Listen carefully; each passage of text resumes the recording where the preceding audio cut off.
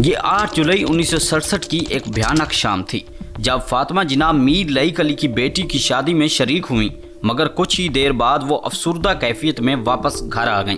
हस्बे मामूल उन्होंने घर को ताला लगाया, चाबियां बावर्ची खाने में फेंकी और अपने कमरे में एक गिलास दूध लेकर चली गईं। अगली सुबह उनकी सहेली और हमसाया बेगम हिदायतुल्लाह को बुलाया गया ताकि वो फातिमा जिन्ना का कमरा खोल सकें।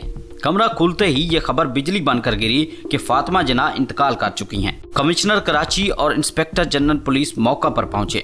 उन्होंने नोट किया कि गैलरी का दरवाजा गैर मामूली तौर पर खुला हुआ था और वो दूध का गिलास भी गायब था। मजीद हैरत की बात यह थी कि फातिमा जिन्ना ने 3 दिन पहले अपने पुराने बावर्ची को बरतरफ करके नया मुलाजिम रखा था और वो नया बावर्ची उस रात के बाद कभी नजर नहीं आया। जब इनका जनाजा निकला तो अवाम का समंदर उमड़ आया। लोग अपनी मादर मिल्लत का चेहरा देखना चाहते थे, मगर किसी को इजाजत नहीं मिली। जो करीब जाने की कोशिश करता पुलिस उस पर लाठी चार्ज करती और यहाँ तक के आंसू गैस फेंकी गई। कुछ ऐनी शहीदीन का कहना था कि उनके जिस्म पर जख्मों के निशानात थे। अखबारात ने भी सवाल उठाए, क्या फातिमा जिन्ना की मौत कुदरती थी या किसी ने उन्हें खामोश कर दिया। इनकी आखिरी रसूमत अदा कर दी गई और बाद में रियासती सतह पर तदफीन हुई। मज़ार कैद में अपने भाई के पहलू में कौम की मादर मिल्लत को सुपुर्दे खाक कर दिया गया। लेकिन इनके साथ दफन हुआ एक सच जो आज तक कोई बयान करने की हिम्मत नहीं कर सका। कायदे आज़म की वफात के बाद फातिमा जिन्ना को उनकी हकीकी जानशीन और मोहतरम कौमी रहनुमा के तौर पर तस्लीम किया गया। लेकिन ये भी सब जानते थे कि उस वक्त के हुक्मरान उन्हें अपनी ताकत के लिए खतरा समझते थे। कुदरतुल्लाह शहाब अपनी मशहूर किताब शहाबनामा में लिखते हैं कि हुकूमत ने फातिमा जिन्ना की आवाज़ को दबाने के लिए किस हद तक जतन किए। कैद की वफात के 3 साल बाद तक उन्हें कौम से खिताब करने की इजाज़त नहीं दी गई।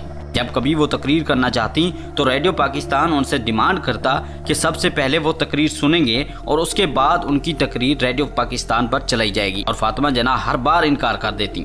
आखिरकार कैद के 3रे यौम वफात पर उन्होंने रेडियो पाकिस्तान पर कौम से खिताब किया, मगर उन्हें मालूम न था कि दौरान नशरियात उनकी तकरीर के कुछ हिस्से सेंसर कर दिए गए हैं। रेडियो पाकिस्तान ने बाद में इसे तकनीकी खराबी करार दिया, मगर आवाम ने इस पर शदीद गम और गुस्से का इजहार किया।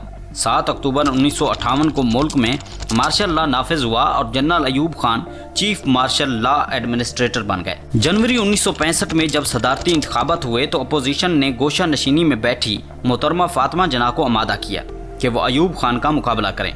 कौम को उम्मीद थी कि मादर मिल्लत इंतखाब जीत जाएंगी, मगर ऐसा न हुआ। अयूब खान जीत तो गए, मगर फातिमा जिन्ना ने कराची और ढाका जैसे बड़े शहरों में वाज़े बरतरी हासिल की। यूं इंतखाबी धांधली के इल्जामात हर ज़बान पर आ गए। सियासी मुखालफत के बहस इनकी वफात पर हुकूमत ने इब्तदा में इनकी आखिरी ख्वाहिश अपने भाई के पहलू में दफन होने को नज़रअंदाज करने की कोशिश की, लेकिन अवामी रद्द-ए-अमल के खौफ से इन्हें कैद के मज़ार से 120 फुट के फासले पर दफन किया गया। कभी किसी हुकूमत ने यह जानने की कोशिश नहीं की कि मोहतरमा फातिमा जिन्ना के साथ हुआ क्या था। उनकी ज़िंदगी की तरह उनकी मौत भी एक गहरा अधूरा राज बनकर रह गई। शायद फातिमा जिन्ना की आखिरी याद हमेशा वो मंजर रहेगा जब उनका जस्दे खाकी 6 लाख लोगों के जलूस में कैद के मज़ार की तरफ बढ़ रहा था। गोलपाशी हो रही थी, आंखों में आंसू थे, लबों पर लरसती हुई सदा थी, मादर मिल्लत जिंदाबाद, पाकिस्तान पाइंदाबाद।